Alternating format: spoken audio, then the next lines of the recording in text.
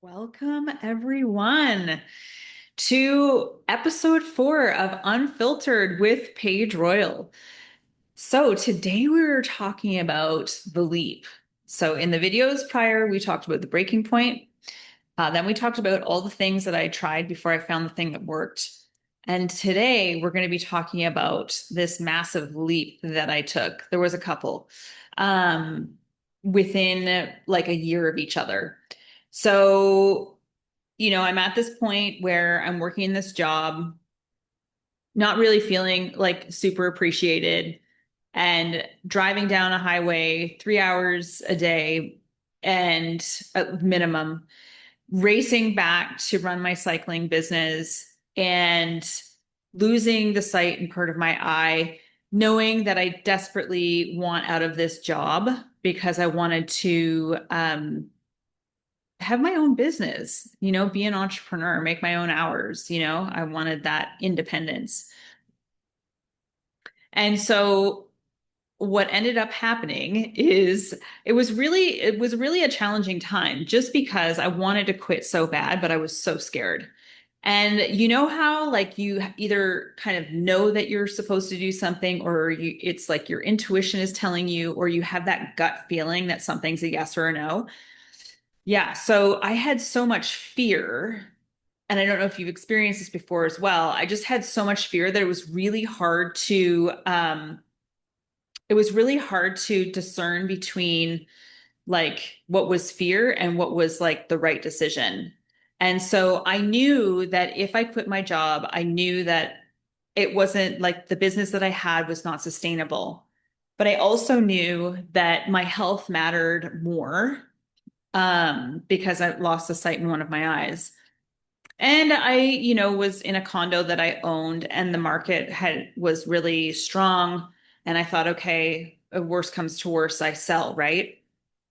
And so anyway, I kept working my business. And it's so interesting, like when you become an entrepreneur, when you worked in corporate or any type of job, for years and years, like over 20 years, you have people telling you what to do. Then you become your own boss and there's no one telling you what to do, right? And sometimes you feel like you know what you're doing. Sometimes you feel like you don't know what you're doing. You fail, you succeed, all of the things. Such a crazy ride. I had no idea that that was going to be that was going to be like the biggest personal development thing that was ever going to happen in my life.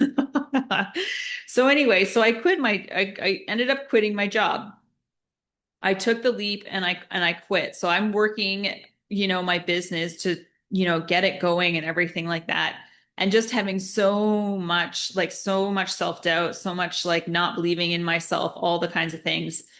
And so I quit in August, I would say, I think it was August of 2016. And then by, I think it was April or May, I decided, you know what, I'm just going to sell.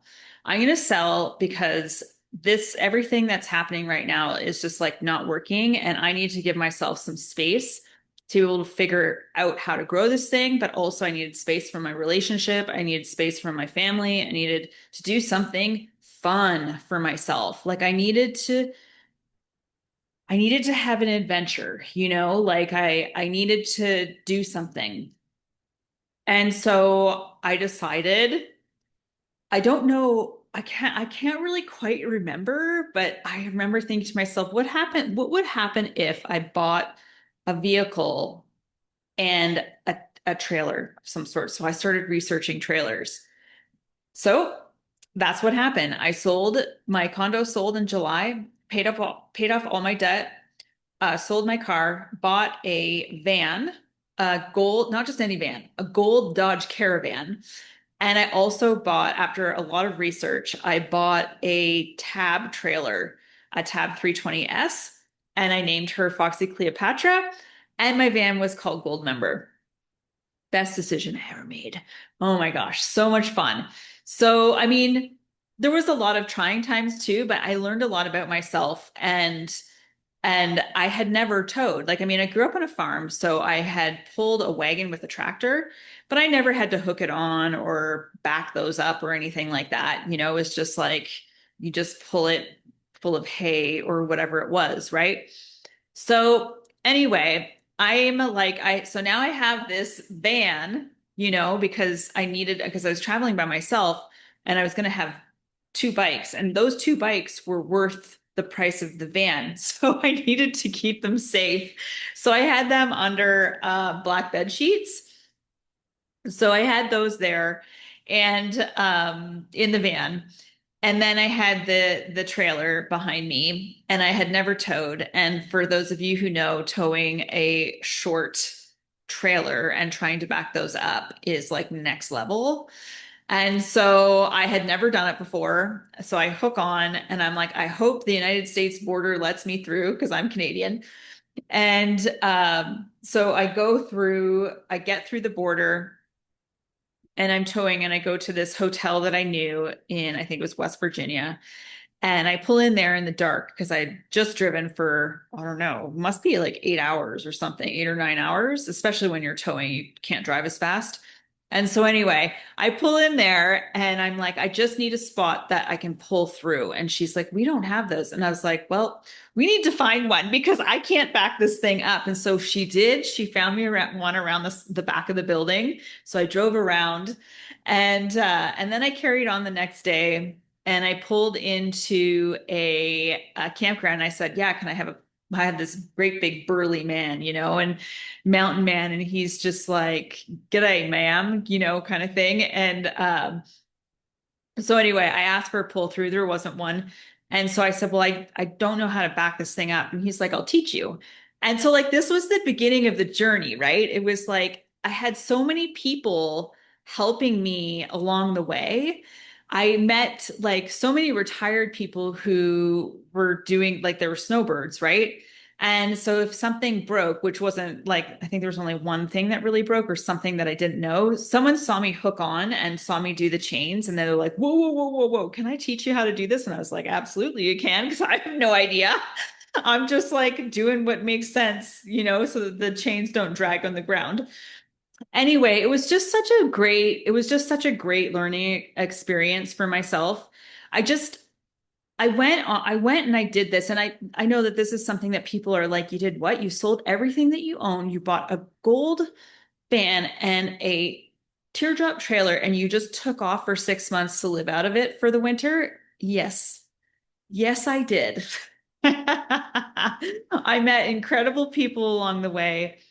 And it just reminded me, like, yeah, like like it's fun to do these things, right? But there were I was sorting myself out too. So it wasn't like all rainbows and unicorns. I can say, like, people think I went on this like amazing trip, but I'll be honest with you, it was like a soul searching, finding myself again. Because remember, in the previous videos, like I woke up one morning thinking to myself, who, like, I had outsourced my power so much to everyone around me that it's interesting because when you outsource your power like that, people feel like they have a say in your life. They're not doing it from uh like being intentional about it or anything like that. It's because I allowed that for so long that people felt like they could tell me what to do, and that was a me thing, right? So much that I learned. And and so, yeah, I needed to find myself and what was it that I wanted? What was it that I enjoyed and build this business and also like work on myself, because I really felt like I needed to get in control of the mental chatter. And I also, needed to release something, and I didn't quite know what it was. And I needed to release something to allow me to move forward with confidence, right? Because I just lacked confidence. Oh gosh, there's so much I want to tell you right now, but I have a timer here. I have to keep it under 15 minutes, and I'm going to get to those in all the specific breakthroughs that I did on every area of life to tell you like where I was at. Because hindsight's 2020, right? And but it felt, even though I was so scared, it was like this was the beginning of choosing myself, finding myself. And one of the things that I love to say about something like this, because I know there's a lot of people who said, God, I could never do that. You're so brave. You're so courageous. You're so this and that. And it's like anyone can do this. Anyone can. And the last thing is sometimes the scariest decisions are the ones that set you free. So I'll say that again. Sometimes the scariest decisions are the ones that absolutely set you free. And I always like to say that sometimes it's like we don't know what it is that we need until we do the thing. And then we're like, oh, wow. And so many people, and myself included, is like wants to be certain about something, wants to know what's on the other side of whatever it is that we're struggling with. There's no way to know. And even in the comfortable, uncomfortable place that we're in, ever when we're struggling with something, it's uncomfortable being there, but it's also uncomfortable thinking about doing something about it. And then there has to be that tipping point where we get sick and tired of being sick and tired of our own shit to actually finally, so like the fear of staying where we are outweighs the fear of seeing, like, helping ourselves, right? So sometimes the scariest decisions are the ones that set you free. So I will love yous and leave yous here. If you have any questions again about any of these, you have questions about this stuff, because some people have questions about, like, how did you do that? And so, yeah, you can just let me know in the comments or send me a DM. I know people typically like to send me a DM, just because they're working on pretty private stuff. So, yeah. And then next video, we're going to talk about the weekend that changed everything for me. So I'm excited for then. Until then, have an amazing day or evening wherever you are, and we'll see you soon. Ciao.